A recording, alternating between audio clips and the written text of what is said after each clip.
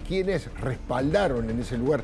Toda la primera línea son todos los chicos de la Cámpora, incluso algunos impresentables, como José Otavi, aunque no lo crean, todavía sigue engañando gente en la Mesopotamia argentina. Y hay 3 condenados con sentencia firme. 3 condenados con Está sentencia. José Francisco López, Cristina Fernández de Kirchner y Amado Vudú. Amado Vudú. O sea, 3 corruptos hecho y derecho, así lo determinó la justicia. Y además un ex ministro del Interior como Ubaldo de Pedro, que trabaja de ser moderado, prudente, que tiene, se disfraza de corderito, pero es el que ha mandado a la gente que trabajaba con él a vandalizar Canal 3, CTN y por supuesto todo lo que ha pasado en la casa de José Luis Esper, ¿no?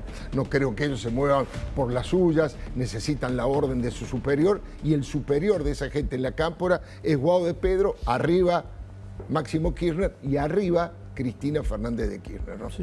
Esteban, un gusto como siempre. No, el gusto mío, Alfredo, un honor. Muchísimas gracias por todo. Me quedo mirándote. Estamos arrancando este programa con un invitado muy especial que quiero aprovechar. Estoy hablando de Tomás Regalado. Primero, muy buenas noches y muchas gracias. Buenas noches, por venir. muchas gracias. Bueno, ha sido 2 veces alcalde de Miami, es un hombre del Partido Republicano de Donald Trump. Ha venido aquí invitado a la Argentina en su carácter de presidente del Instituto Interamericano por la Democracia. La primera pregunta que le quiero hacer es, bueno, mañana dura toda la mañana el seminario, va a estar expresidente, va a estar el expresidente Macri también allí. ¿Cuál es el objetivo principal? ¿Poner en foco aquellos gobiernos nacionales como el de Nicolás Maduro en Venezuela o... No lo quiero llevar a un terreno nacional que a lo mejor usted no maneja, pero o gobiernos provinciales que son verdaderas tiranías, como el gobierno de Formosa en la Argentina? Primero que todo, las palabras importan. Claro. Y este programa lo demuestra porque ustedes están dándole al pueblo la orientación de que hay que protestar, hay que denunciar, pero sobre todo, hace 17 años, cuando el Instituto Interamericano por la Democracia fue creado en Miami, en Estados Unidos, como un tanque de pensamiento de los Estados Unidos por Carlos Sánchez Berzaín, claro, un perseguido de Evo Morales, de exministro de gobierno y de defensa en Bolivia, se dio a la tarea el instituto, que tuvo la conducción durante muchos años de Carlos Alberto Montaner, ese periodista que tanto quisimos y admiramos, de tratar de evitar que los elementos autoritarios,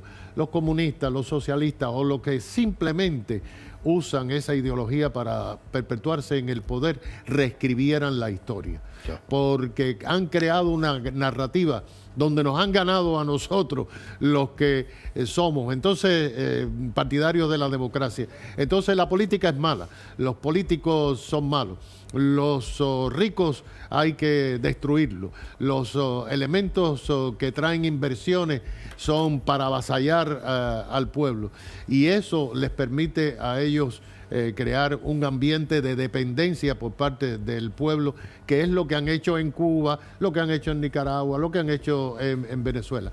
El instituto ha creado una serie de foros. Mañana se va a presentar, por ejemplo, Lenín Moreno. Lenín Moreno, que ecuatoriano que salvó al Ecuador de la potencial dictadura perpetua de Correa. Tenemos a Yamil Mahuad, también de Ecuador, que dolarizó en Ecuador cuando no era popular el dólar. Aquí y lo que estamos tratando de hacer, y fíjate, lo que estamos tratando de hacer es presentar aquí en Argentina, donde el instituto, a través de su Comité de Derechos Humanos, ha hecho una serie de investigaciones que pararán en las cortes y pararán con una serie de escándalos que vendrán en el futuro, no lo sabemos, pero Hugo sabe sobre el tema. Tenemos a Douglas Farah, que hizo una serie de investigaciones, claro. Marcel Feró, que junto al embajador Armando Valladares, embajador de los Estados Unidos, pues estuvo acá en Argentina. Entonces, lo que tratamos de hacer es decirle a la América Latina: se puede rectificar lo malo que se ha hecho, se puede volver a la democracia como Lenín Moreno hizo en Ecuador. Y Ahora, lo vamos a llevar al Congreso en Washington. Lo mismo que se va a presentar mañana en la Universidad Austral va a estar en las salas del Congreso de los Estados Unidos este otoño, así que están invitados a la Universidad Austral.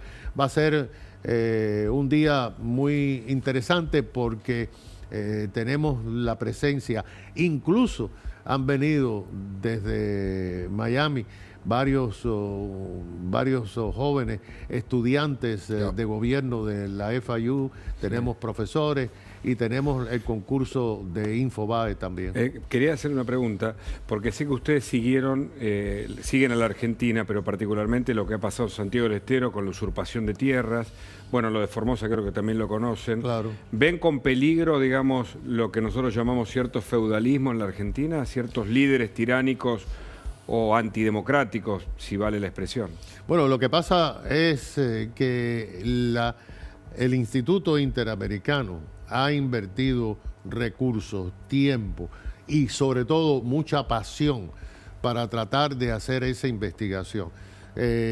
Yo no pude estar con ellos, desgraciadamente muchos de nosotros en el instituto no pudimos acompañar a Marcel y a Armando Valladares, pero ellos fueron testigos en el lecho de muerte de un individuo, de un desmán que se cometió una persona. Caso Ardiles. Y la política del instituto ha sido muy clara. La violación de los derechos humanos de una persona es la violación de todos los derechos humanos de todas las personas. Entonces, yo creo que esto es un ejemplo para decir que las cosas malas no solamente pasan a nivel de Capitolio o a nivel de Casa Presidencial. También hay que ponerle atención a los gobiernos locales, señoras y señores, porque son los que nos dan los servicios básicos a nosotros. Y si nos roban a nosotros y si nos maltratan a nosotros, pues simplemente como ciudadanos no tenemos futuro. Hay que decir que Tomás Regalado además es el presidente del Instituto Interamericano de la Democracia, insisto, ha sido 2 veces alcalde, 8 años alcalde de Miami, es colega, es periodista, ha trabajado durante muchísimo tiempo en el periodismo, su padre era periodista en Cuba, estuvo encarcelado, y la pregunta es, ¿cómo se sostienen todavía gobiernos como el cubano? ¿Qué debería hacer la población democrática para terminar con ese ciclo, esa suerte de monarquía comunista en Cuba? O, por ejemplo, en Venezuela, que claramente la elección democrática ha demostrado que Nicolás Maduro no ganó la elección. ¿Qué se puede hacer sin, por supuesto, pensar en situaciones violentas, ¿no es cierto? Bueno, primero que todo es porque nosotros seguimos la regla, nosotros vamos por el libro, ellos no. En Cuba existe lo que se ha llamado desde el año 1959 castigo ejemplarizante. Claro. Cualquiera hablaba mal de Fidel Castro y era fusilado en el paredón de fusilamiento. Y entonces el mundo en aquel entonces, como Castro representaba el antiimperialismo, pues viró la cara y estuvo virando la cara y nacieron y se crecieron 3 generaciones que solamente tenían esperanzas pospuestas, que solamente recibían lo que el gobierno le daba y que incluso eran víctimas de esa reescritura de la historia. Todos ustedes seguro que conocen a Celia Cruz. Sí, claro, bueno, claro. Pues hay 3 generaciones de cubanos que no saben quién es Celia Cruz, porque claro, fue borrada de la historia de Cuba mientras ella andaba por el mundo triunfando tanto. Y ese es solo un ejemplo, lo están haciendo en Venezuela. Crean la dependencia de las personas. En Cuba ahora un cubano es feliz cuando después de 12 horas sin electricidad llega 1 hora la hora.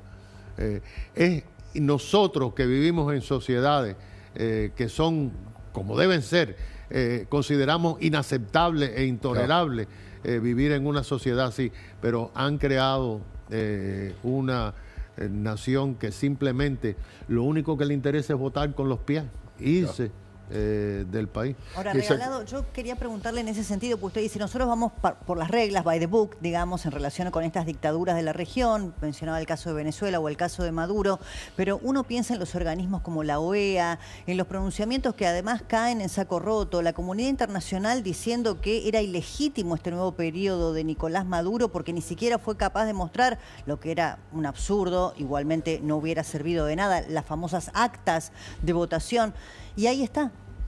Ahí está, y desgraciadamente eso fue lo que ocurrió con el régimen de Fidel Castro, que no hubo la determinación, la valentía de un mundo democrático para decidir tomar acción, porque temían que los acusaran de avasalladores, de golpistas, claro. De golpistas, de elementos ultraderechistas. Es que, de nuevo, han creado una narrativa donde los buenos son los malos y los malos son las víctimas. Y yo creo que usted tiene toda la razón. Es intolerable, inadmisible que el mundo, que países democráticos como Argentina y como los que quedan pocos en este hemisferio, no exijan, no demanden de que no se puede robar una elección tan descaradamente, de que hay que actuar. Y yo creo que lo que hace el Instituto Interamericano es, por ejemplo, hemos publicado más de 20 libros, claro, que han sido traducidos al inglés, que han sido llevados al Congreso, a las universidades. Nosotros no estamos arando en el mar, pero al mismo tiempo estamos poniendo nuestro granito de arena en rectificar las cosas que se han hecho mal durante tanto tiempo. Tomás Regalado, usted pertenece al Partido Republicano. ¿Cómo está hoy la imagen de Donald Trump en los Estados Unidos y de qué manera ha sido tomada esta decisión de bombardear las centrales nucleares iraníes? Bueno, Barack Obama había durante todos sus 8 años de mandato advertido: no construyan la bomba, claro, no hagan nada. Después el presidente Biden, dentro de sus momentos lúcidos, decía: no le vamos a permitir la bomba. Claro. Bueno, entonces ahora llegó Trump y dijo: no vamos a permitir la bomba, pero te vamos a bombardear. Claro. Y entonces se creó una narrativa de: han bombardeado y no ha pasado nada, no destruyeron nada. Entonces los militares profesionales tienen que demostrar de que Estados Unidos tuvo la razón en actuar como tal. No es que Estados Unidos sea el policía del mundo, es que Estados Unidos tiene la capacidad y la necesidad para protegernos a nosotros aquí, para que no ocurra otro 9/11, para que a ustedes no le ocurra otro AMNIA aquí, de actuar contra esa gente sobre los cuales no hay forma de negociar. Le hago una pregunta, en el ámbito en el que usted se mueve, con expresidentes, con exfuncionarios de América Latina democráticos, ¿qué opinión tienen y la suya propia del presidente Javier Milei? Bueno, el presidente Javier Milei llega al poder, en mi opinión, como un espectador, simplemente por las mismas razones que Donald Trump llegó al poder en el 2016 y que ha vuelto a poder en el 2024. Simplemente porque los votantes, los residentes, tenían fatiga de corrupción, tenían fatiga de la política y de esa narrativa que a ellos no les resolvía, porque al final del día en el bolsillo era donde se sentían los dolores de parto que le decían que había que tener para sacrificarse, como hacían en Cuba. En Estados Unidos muchas personas votan con el corazón, pero la mayoría vota con el bolsillo, claro, porque simplemente lo que nosotros vivimos era angustiante para muchas personas. El sueño americano ha desaparecido para muchísimas personas debido a lo que pasó. Y en cuanto a Donald Trump, bueno, yo creo que hay una similitud de elección cuando Donald Trump, antes que Kamala Harris, nos vamos con Donald. Claro. Antes que los Sergio Massa kirchneristas, o el kirchnerista. nos vamos con Milei. Pero además de eso, Donald Trump mantiene su base porque el pueblo americano quería que se terminara el relajo que estaba produciéndose en la frontera. Ahora estamos teniendo consecuencias, Claro. porque ese péndulo yendo tan parte. Hoy hay cosechas de tomate en el sur de la Florida que se están pudriendo porque no hay quien las recoja. Claro. ¿Por el problema migratorio? Por el éxodo migratorio, mucha gente que se ha huido y escapado por temor a ser deportado. Pero nosotros confiamos en que Estados Unidos es un país resiliente, es un país que se reinventa siempre y que ningún presidente, gracias a Dios, tiene la capacidad de en 4 o 8 años destruir a los Estados Unidos. Usted llegó cuando tenía 14 años en el operativo Peter Pan, ¿no? Yo vine solo con mi hermano menor y cuando mis padres y mi madre me despidieron en el aeropuerto de La Habana, no te preocupes, mijito, que los americanos no van a permitir un comunismo a 90 millas y tú vas a volver dentro de 3 meses. Bueno, yo no vi a mi papá hasta que él salió de las cárceles en Cuba, 25 años después, cuando ya yo estaba casado y tenía 2 hijos. Y esa es la historia del pueblo de Cuba, no la mía, no la de 14.000 niños que salimos solos al exterior. Es la historia del pueblo de Cuba, que es una nación dividida, una nación sin esperanza, es un país fallido y simplemente al mundo no le importa. La última pregunta, yo le agradezco infinitamente que haya venido a este programa, sé que tuvo mucha actividad a la tarde y también mañana en este foro que se va a llevar adelante, que se llama Estado de Derecho y Democracia. Muchos dicen que Venezuela es un poco la cabecera de playa de Irán en América Latina, que le han dado entre 11 y 15.000 pasaportes venezolanos e iraníes. Otros dicen que en Bolivia está pasando algo parecido.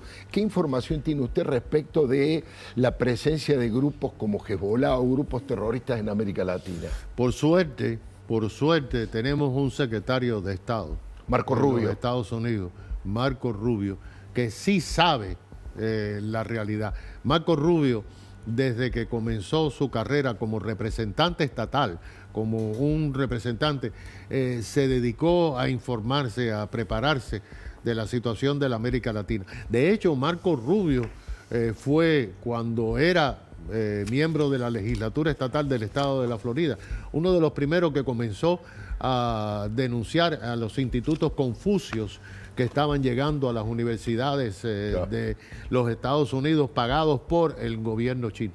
Y Marco Rubio sabe exactamente que Irán tiene una agenda en la cual la América Latina es fundamental, porque de nuevo nos quieren conquistar el traspatio de los Estados Unidos para atacarnos por la retaguardia. Ya no hacen falta los cohetes esos intercontinentales. Recuérdense que Fidel prometió convertir los Andes en la Sierra Maestra. Así es. Tomás Regalado ha sido muy amable. Le agradezco muchísimo su presencia. Si necesitas efectivo, tengo la solución. Acércate a Cabildo 2114, donde vas a poder vender oro, alhajas brillantes, relojes importantes a precio internacional. Como dice Chiche, donde respetan el valor de tus afectos. Acordate, Cabildo 2114.